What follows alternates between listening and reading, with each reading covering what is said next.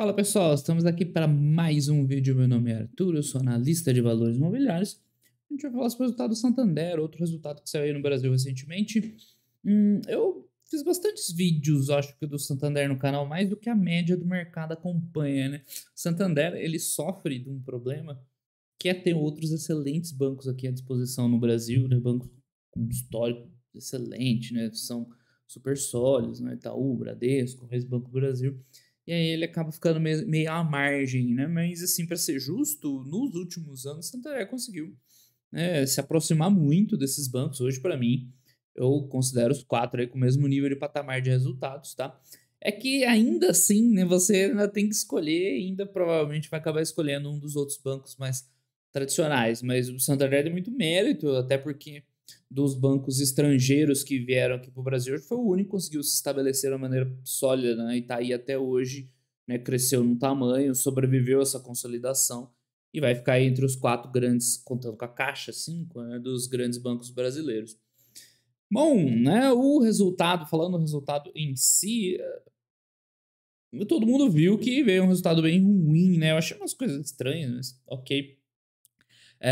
Enfim, não preciso falar mais sobre o que é o Santander, né? Um grande banco, banco múltiplo, tem tudo quanto é tipo de serviço, a exemplo de, né, de Itaú, de Bradesco, Banco do Brasil. Cada um tem um perfil ligeiramente diferente, né? O Banco do Brasil, uma carteira mais agro, uma carteira de crédito para servidor público e tal maior. Você vê o Itaú, um banco mais ativo em investimentos. O Bradesco também tem outras participações, né, mas talvez o Itaú um pouco mais. O Bradesco tem uma área de seguros mais relevante. Então, cada um tem o seu perfilzinho. E nesse, vou botar aqui o quarto TRI, a gente viu que o resultado veio bem abaixo, quase de uma coisa só. É um item que desencadeia uma relação, assim, né? Uma bola de neve que vai percorrendo o balanço de cima a baixo da empresa, que é basicamente o PDD, que foi bem alto, tá? Então, o PDD é a provisão para devedores duvidosos, que é o custo do crédito, vamos dizer assim, que é o quanto do crédito que as empresas baixam conforme a expectativa de receber esse crédito depois ela diminui ou a empresa acha que vai perder aquele crédito, tá? É, Vamos olhar aqui a apresentação, que eu acho que fica melhor do que mostrar aqui. No caso, né, olhar as coisas no quadro não ajuda tanto. Deixa eu só puxar aqui, aí, ó. Não fiz a lição de casa, esqueci de deixar aberta a apresentação. Isso aí a gente resolve fácil. Eu não achei o call, tá? Eu procurei aqui no site da empresa o call de resultados. Do terceiro TRI tem a transcrição, tudo, e do quarto não tem, né? Então, agora se eu não fizesse o vídeo hoje, ia passar muito tempo. Então vamos sem call mesmo, tá? Então tem aqui uma apresentaçãozinha, deixa eu ver se dá pra gente botar aqui, fica melhor no full screen.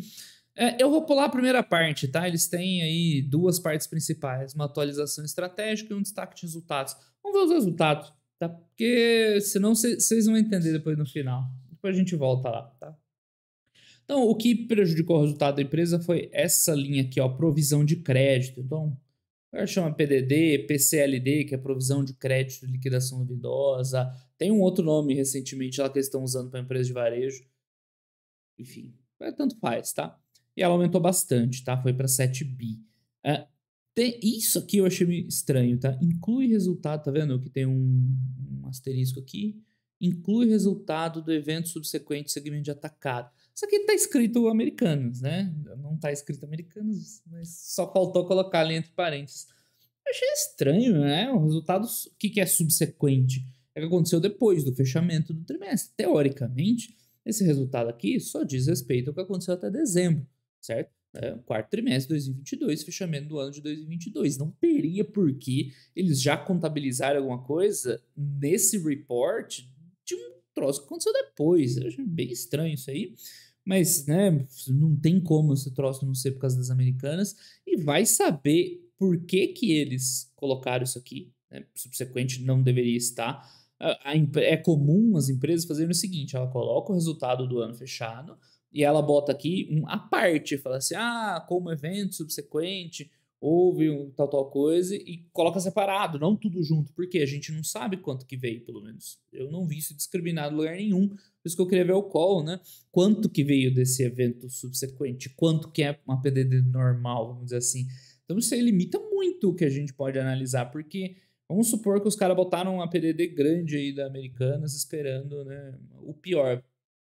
Se o resto veio bom, cara, até que tá ok, porque foi um evento extraordinário esse dos Americanos. Assim, guardadas todas as proporções que a gente discutiu muito, né, sobre o risco sacado lá e tal, o resto dos negócios tende a continuar bem, né? Agora, se foi só alguma coisinha que eles colocaram e o resto veio ruim, né, não é um bom sinal, quer dizer que o resto das linhas também não tá aquelas coisas. Então, primeiro, achei estranho eles fazerem isso e, putz, complica muito a capacidade que a gente tem de analisar o resultado, porque a gente não sabe exatamente o que está acontecendo. Pelo que eu vi das notícias aí que tem na net, eles também no call não deram mais detalhes, o que é pior ainda, né? Enfim, a gente trabalha com o que a gente tem, certo? Então, em termos de receita, já não foi um ano espetacular, tá? Então, os bancos sofrem um pouco mais para ganhar na margem financeira. O que é a margem financeira? É o resultado de crédito, propriamente dito. Que o spread ele dá uma apertada. Quando você tem um aumento da taxa de juros, o banco ele aumenta o custo de captação, né? Mas ele aumenta também o que ele pede de empréstimo para os outros. Então, tende a compensar. Só que quanto mais alto, normalmente mais espremida é essa margem, porque, né, aí começa a ficar muito alto, né, as taxas para os consumidores finais, e aí começa a ficar um pouco mais competitivo e tal. Então é mais comum que os bancos tenham spreads um pouco mais folgados com taxas de juros menores, tá?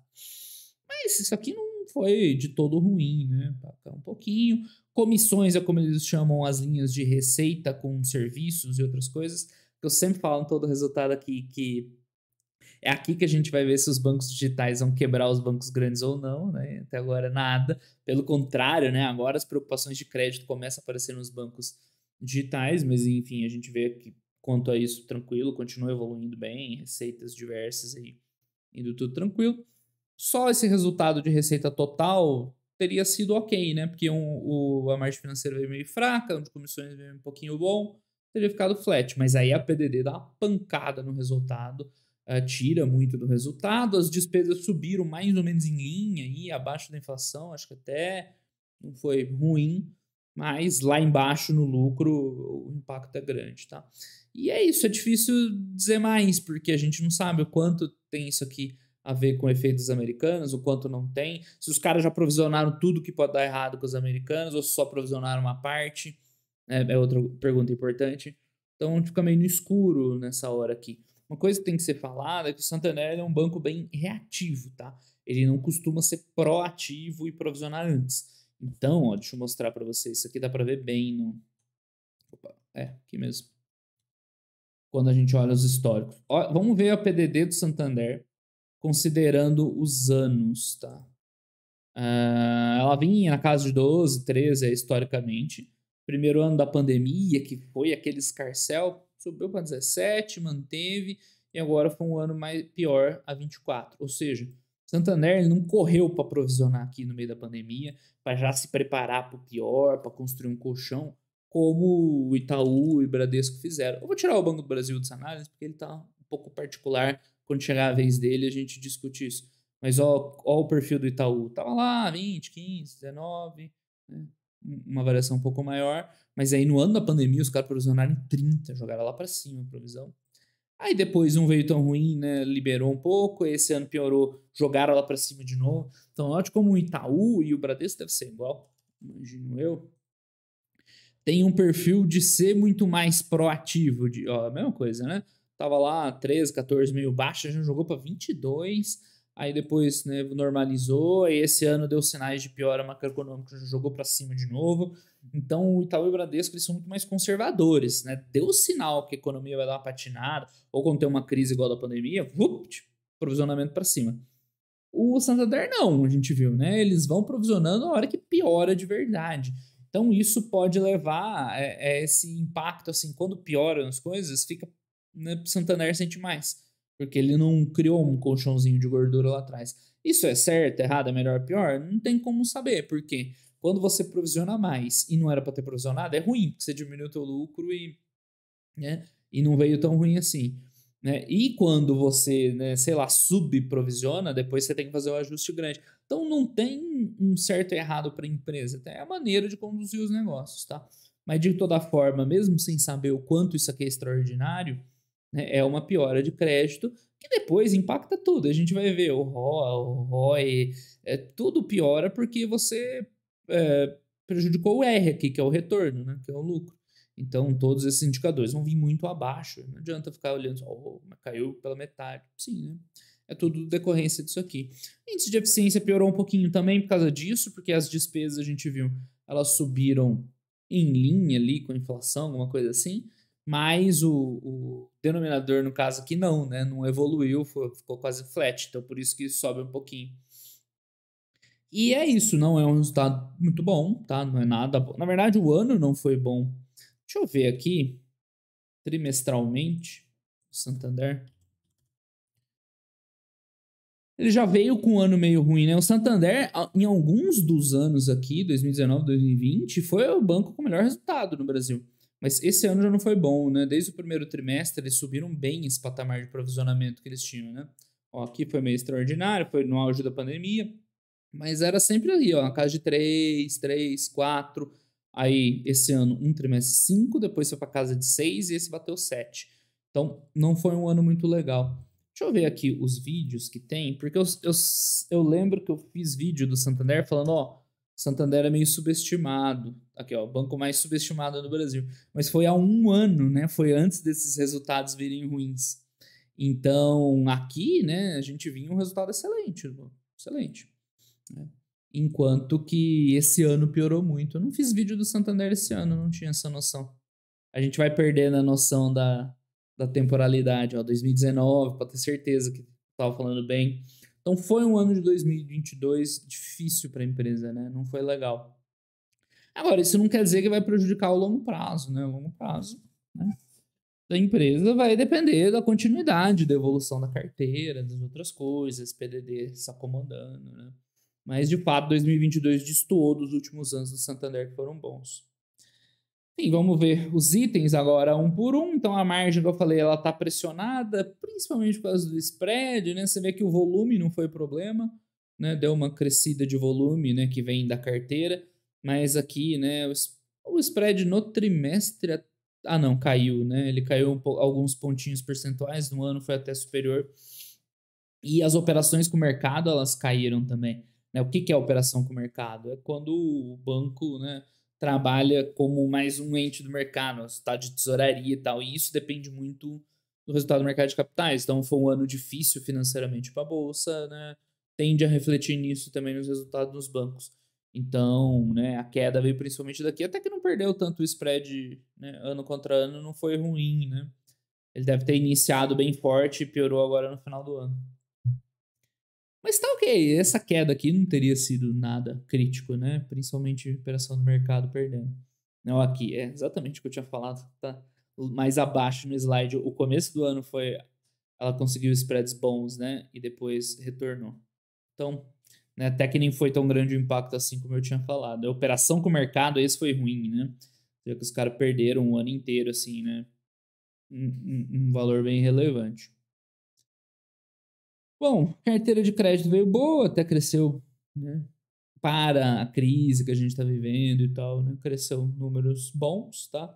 Funding aumentou. Funding é o quanto eles captam, né, de recursos para emprestar, que vem principalmente depósito, vem poupança, depósito à vista, é o que está na conta corrente, a prazo, é o que está nos produtos lá, CDB e tal, e outros produtos financeiros. Então, da parte de volume tá legal, né? Cresceu bem. Que mais? Que é isso aqui? A carteira de financiamento, né? Aquela que a gente viu crescendo, tá aberta aqui em pessoa física e tal, nada demais. O resultado de capital, você vê como os bancos são tão sólidos, mesmo com um trimestre ruim, né? Nem chega a incomodar, o índice de Basileia ali tá tranquilo ainda dentro dos indicadores, tá?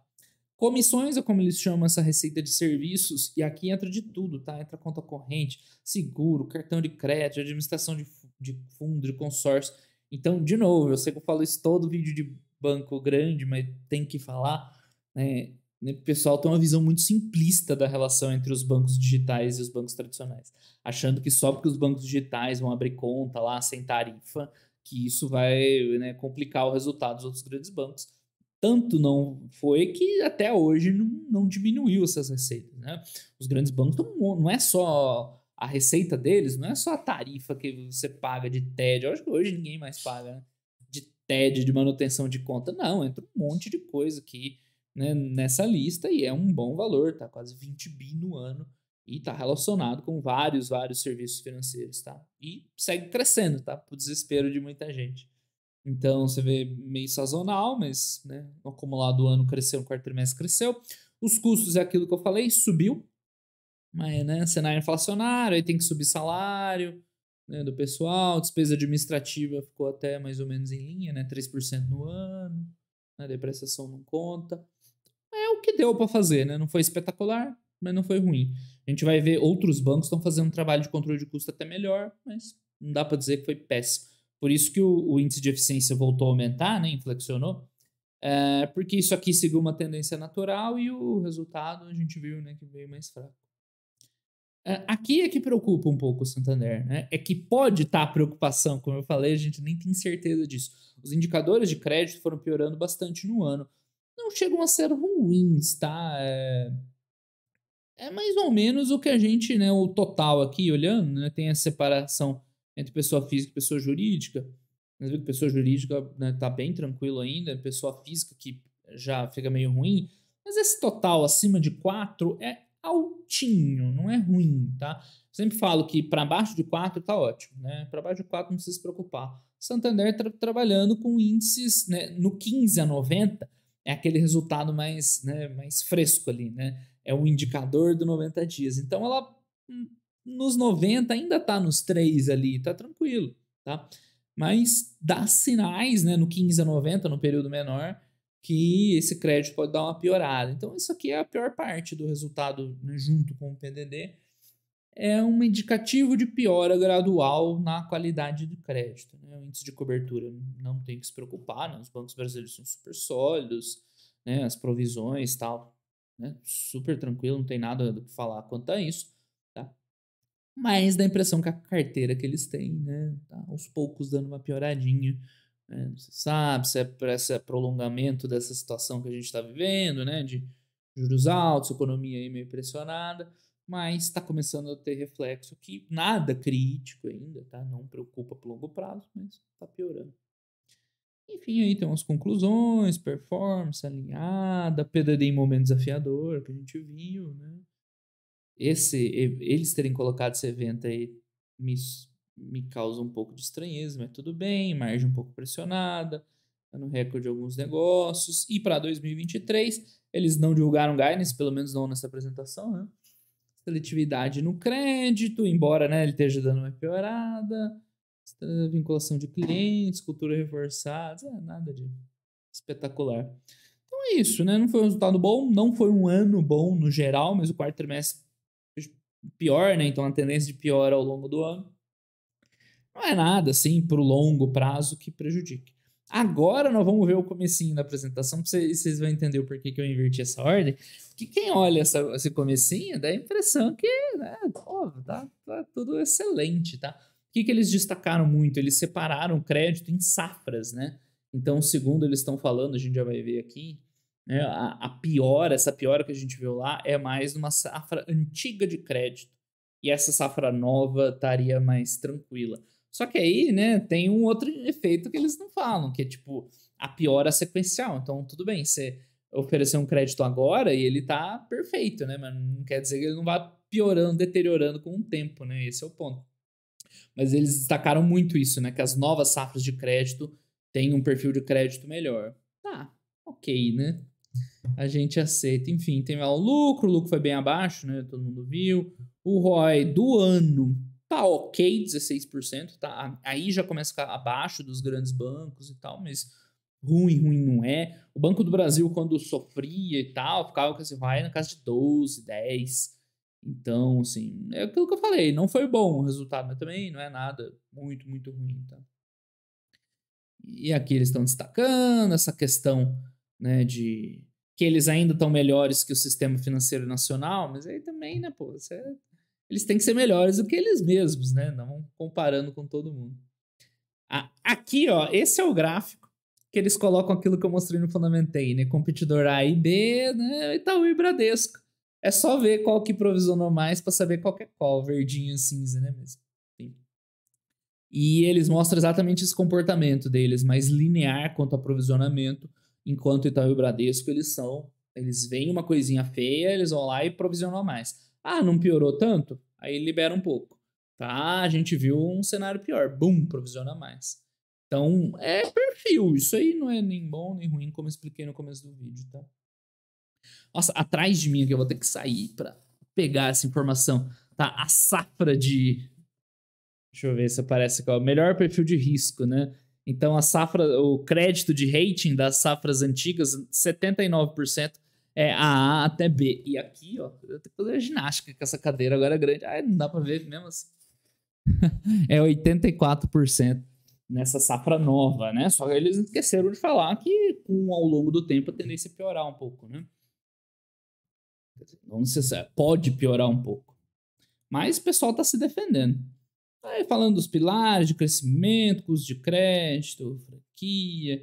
Então a qualidade, de novo, ó, separando a qualidade do crédito em safras antigas e safras novas. Né, o que interessa é o total. Se isso aqui perdurar para o futuro e a empresa viver um novo nível de crédito, os resultados vão aparecer, né? Mas vamos ver. Modelo de risco, estratégia centrada no cliente, cliente qualificado. Agora, ó, isso aqui eu vou dar o meu testemunho. Eu falo aqui para vocês não usarem as experiências de cliente pessoal, né, na hora de analisar. Mas o que eles estão falando aqui? Não, a gente está aumentando clientes de alta renda e tal. Cara, eu tenho uma conta no Santander que é desde a época do Banco Real. Hoje eu nem uso ela mais. Eu deixei ela sem tarifa lá, quietinha. Né, porque hoje tem Pix e tal. É uma conta sem tarifa que eu não movimento mais muito dinheiro. Os caras me jogaram pro Select, que é o alta renda deles, né? Que tipo o Bradesco Prime, Itaú... Como que é Itaú? Personalité e tal. Ou seja, eu mal movimento a conta, tem uma conta com zero tarifa que só tá lá cumprindo tabela e eles me colocaram como... Não tem investimento, nada no Santander. Não sei se eles olharam o histórico e tal e me botaram como Select automaticamente. Aí é fácil aumentar o número de clientes de alta renda, né? Você tá pegando os clientes velhos e jogando pra cima de novo.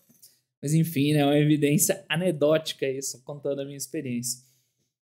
Eles vão falar de aquisição, Open Finance, que está entrando, NPS crescendo. Então, assim, eles tentaram dar né, uma animada no mercado no começo da apresentação bem bonita, né, os gráficos aí bem elegantes. Tudo está crescendo, canal físico, canal externo, canal digital, crescendo cada vez mais, remoto. Isso aqui é legal, né, com a digitalização, o custo por transação reduziu muito. Aumentou o volume de transações, reduziu o custo, então o custo de servir dos clientes tem reduzido, né? Tá trabalhando de maneira mais eficiente, mas todos os bancos estão assim, né? Estão fechando agência e tal. Acho que não tem nenhum dado de fechar agência aqui nessa apresentação. Falando de tecnologia, né? Migração das operações para o cloud e tal. Que mais? Expansão de investimentos, que tá todo mundo de olho, né? Tava dando dinheiro. Agora talvez tenha diminuído o interesse, mas até um ano atrás, né, o mercado estava louco atrás de ter mais resultados com investimentos. Cartões, seguros, consignado. Então, visão geral aqui bem otimista. O agro é interessante que eles têm até bastante agro. Tá? O market share cresceu de 2 para 6, de 2015 para 2022. O agro, hoje em dia, é a mina de ouro do crédito brasileiro, né? Que é onde tem volume, tem baixa inadimplência, tem retornos bons. É por isso que o Banco do Brasil está voando, né? Um dos grandes motivos. Então vocês viram por que eu deixei pro final, né? Que a empresa tentou dourar e não sei o quê. E estamos voando, o resultado, né? Veio bem abaixo. Eu acho que é isso, né? Não tem muito mais o que falar do Santander. Era um banco, ó, vou até botar aqui, eu faço questão de colocar os erros, né? Não é bem um erro, porque eu tava analisando o resultado até então. Então, olha só, no quarto tri do ano passado, né, que foi esse resultado agora no início, foi o último vídeo que eu fiz, já dava um indicativo que estava piorando, né? O Santander não empolga, fechou o ano muito bom. Então, né, sempre no último resultado do ano, geralmente a gente foca no ano inteiro. Mas eu já tinha mostrado, ó, mas o quarto tri veio meio fraco, né? Então, uma tendência de queda. E 2022 veio ruim, tá? E esse foi um título meio clickbait, né? Mais subestimado do Brasil, mas é verdade. O pessoal não dá os créditos quando tem que dar. Eu acho que você tem que ser justo. Quando o banco está entregando resultado, tá bom. Ah, mas tem Itaú, tem Bradesco. Tá, mas o Santander chegou a ser o banco com melhores resultados no Brasil durante um tempo. Esse 2022 deu uma piorada boa, tá? Não sabemos como vai vir o quarto tri dos outros, mas né, o Banco do Brasil hoje voando muito por causa do crédito agro. Itaú e Bradesco também vivem problemas parecidos aí do que o Santander, mas a mensagem que eu passo é: o pessoal tá pintando um cenário para os bancos assim, né? Horrível, catastrófico. Cara, eles continuam ganhando dinheiro, tá? Sem querer. O Santander, com toda essa lambança aí, esse patamar de 12 bi de lucro, ó, não é muito diferente do que ele estava tendo aqui, né? Ano passado foi um ano muito forte, porque foi um ano de provisões mais baixas aí, com a recuperação da pandemia. Mas não é ruim, tá? Esse patamar de lucro. Não foi uma piora, mas não é ruim. Santander, você vê que o mercado nem bateu tanto. Talvez outros bancos tenham batido mais, né? Enfim, é isso, pessoal. Tá aí. Santander divulga o resultado cedo, também ganha vídeo no canal. Empresa que divulga antes, ganha vídeo sempre no canal. As que divulgam no meio do bolo, a gente faz o possível e vê as que derem, ok? Então essa semana acho que vai começar pra valer, e a partir de terça, quarta aí vai ser loucura de resultados. Vamos tentar acompanhar. Por enquanto deu pra ver com calma, mas lá tem live amanhã, a gente vê aí um tema legal pra fazer a live, acho que na terça já começa a sair um monte de resultado. Beleza, pessoal? Então, por hoje é só. Um grande abraço para todo mundo e até os próximos vídeos. Valeu!